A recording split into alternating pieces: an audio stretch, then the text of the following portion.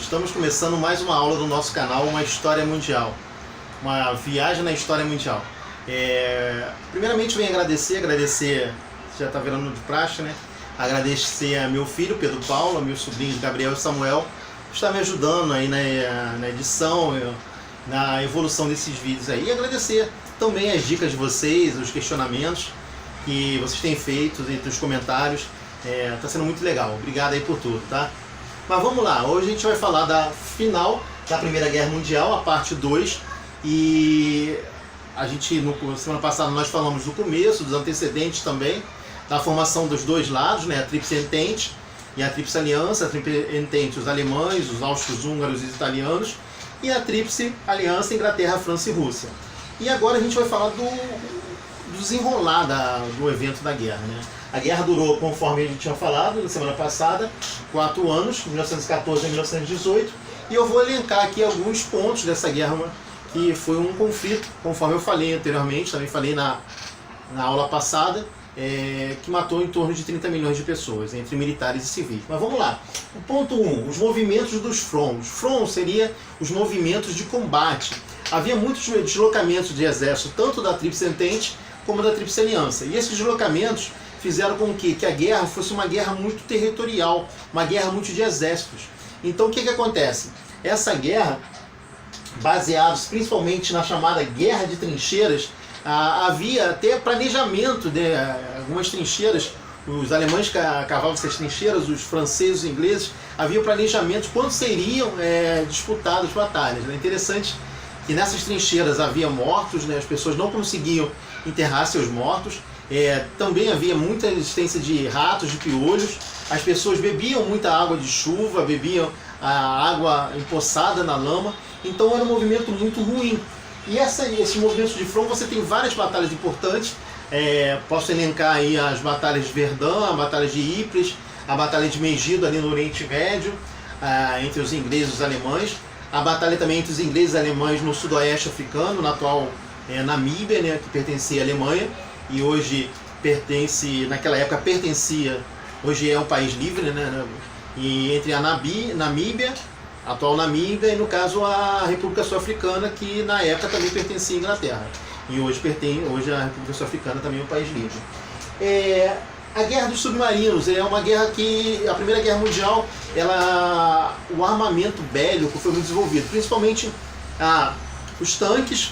Você tinha já os aviões, a Força Aérea Real Inglesa e a Força Alemã disputavam os ares da Europa, né? Mas principalmente os submarinos. A marinha, tanto a inglesa como a alemã, eram muito fortes. E os submarinos eles tinham estratégias de bloqueios. O que bloqueios? Bloqueios de evitar que alimentos, vestuário e outras necessidades chegassem aos demais países. Então a Alemanha tentou, tanto na Primeira como na Segunda Guerra, bloquear a Inglaterra, e não teve êxito, né? A outra formação que aconteceu, acho que a primeira vez que aconteceu foi a Guerra Química, o gás de mostarda. Os alemães utilizaram esse tipo de gás para jogar principalmente nas trincheiras onde estavam os franceses, ingleses e os demais aliados da Tríplice Entente. E esse gás é de mostarda porque ele tinha cor amarela, bem amarelada. E esse gás causava, as pessoas morriam sufocadas, né? Então, se nós olharmos fotos da Primeira Guerra, muitas pessoas utilizam máscaras. Por quê? Para respirar quando houvesse o lançamento desse gás de mostarda, eles tentassem sobreviver, né? 17 marca o fim da guerra e o início para alguns países, principalmente os Estados Unidos. Os Estados Unidos, durante 3 anos, desde 1914 a 1917, ele apenas financia a guerra, financia os ingleses, os franceses. Ele também distribui alimentos, ele também ganha com a guerra no poder militar, mas ele não introduz o seu exército na Europa. Ele só vai acontecer isso só em abril de 1917, quando os Estados Unidos entram na guerra, e aí a Primeira Guerra Mundial ela começa o quê? A mudar de rumo. Também nesse mesmo período, o Tratado de Brest-Litovsk faz com que a Rússia saia da guerra. A Rússia foi humilhada pela Alemanha, ela perdeu várias batalhas. O Tratado de Brest é uma cidade hoje da atual Bielorrússia, e a Rússia na época teve que ceder territórios para a Alemanha. ela teve que pagar a indenização à Alemanha, e nessa mesma época ocorreu a Revolução Russa. Então Lenin, Trotsky, Stalin e os demais revolucionários, Kerensky também, eles tiram a Rússia da guerra, porque eles já estavam com uma guerra civil, que vai começar em 17 e vai até 1924.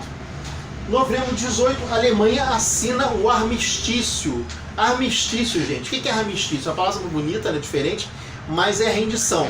A Alemanha assina em novembro de 18 a rendição, a Áustria-Hungria já tinha assinado a rendição, a Itália tinha trocado de lado, o Império Otomano estava do lado da Itália, e da Tríplice Entente, né, da Itália, da Alemanha e da Áustria-Hungria, ele também tinha sido derrotado, tinha sido fracionado.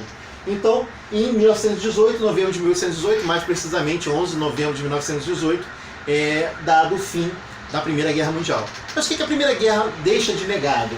Ela deixa uma Europa destruída, os Estados Unidos nascente, os Estados Unidos que começa a se colocar como uma grande potência mundial. Os Estados Unidos se enriquece com a guerra, os Estados Unidos ele tem um enriquecimento principalmente por ter vendido armas para ingleses, franceses, e as mais línguas dizem que até venderam para os alemães, né? E também cria uma Europa perdida politicamente, porque ela estava perdida porque o socialismo tinha sido implantado na União Soviética em 1917. E esse socialismo poderia se expandir, como vai se expandir somente após a Segunda Guerra Mundial. Mas dois fatos também mudaram a Europa em termos de fatos políticos, fatos diplomáticos. O Tratado de Versalhes e a Liga das Nações. Para a gente fechar, o Tratado de Versalhes ele foi um tratado assinado por os vencedores e vencidos, no caso os vencedores a Tríplice Entente e os vencidos a Tríplice Aliança, no caso a Alemanha.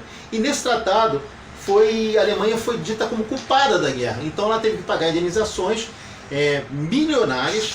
Ela perdeu territórios, lembra aqueles territórios que eu falei, Alsácia e Lorena, que eles tinham tomado em 1870, os franceses retomaram. Eles tiveram que não poderiam ter mais marinha, não poderiam ter mais força aérea e teriam que ter apenas 100 mil soldados no seu exército. E a Alemanha então ela sofre muito com esse Tratado de Versalhes, e 17 a 39 vai haver o revanchismo alemão, que vai levar à Segunda Guerra Mundial, um dos motivos. A Liga das Nações é uma criação da atual ONU, os Estados Unidos, através do presidente Woodrow Wilson. Ele cria essa Liga das Nações para quê? Para que não houvesse uma possível guerra. Mas o que vai acontecer? Os Estados Unidos cria e ele mesmo sai da Liga das Nações. E a Liga das Nações vem a fracassar, porque a Alemanha entra, depois a Rússia não entra, e ela vem a fracassar, principalmente depois da crise de 29 e da Segunda Guerra Mundial, que posteriormente é criada a ONU. Abrindo parênteses, para a gente fechar a aula, Mein Kampf, Adolf Hitler, em 1925. O que é isso? Adolf Hitler, ele era nascido na Áustria, né? Ele é soldado austríaco, entre aspas, mas ele não serve no exército austríaco, ele vai para a Alemanha. Lá ele começa a servir, entra no exército e luta contra os ingleses e franceses na frente ocidental. Ele é pego como prisioneiro, na verdade há um embate, tentam matá-lo, mas a arma da pessoa chega a travar, Hitler não morre por causa daquela arma, né? A arma estava travada. E o que acontece? A Alemanha perde a guerra, Hitler sai como frustrado, como todos os alemães também, e humilhado. E em 1925, em Munique, na prisão, porque ele foi preso de um golpe que ele tentou dar do Partido Nacional Socialista, nazista alemão. E o que acontece? Ele cria o Mein Kampf. O Mein Kampf, gente, é a Bíblia do nazismo. São 2 volumes e muitos historiadores, eu também penso assim, que a Primeira Guerra foi também um dos motivos para a criação do Mein Kampf. É isso aí. A Primeira Guerra está dada. Eu agradeço mais uma vez a vocês. Agradeço a todos que têm me ajudado, a todos que estão vendo, visualizando, criticando, comentando. Se inscrevam no canal. Semana que vem nós vamos fazer talvez uma mudança, que a gente vai começar a falar sobre política, falar sobre Constituição brasileira, sobre as eleições que vai ocorrer agora no começo de outubro, e as eleições para presidente, para deputados, senadores. Eu vou falar dos candidatos, dos planos de governo, vai ser muito legal. Mas é isso, gente. Obrigado por tudo, inscreva-se no canal e até a próxima. Tamo junto.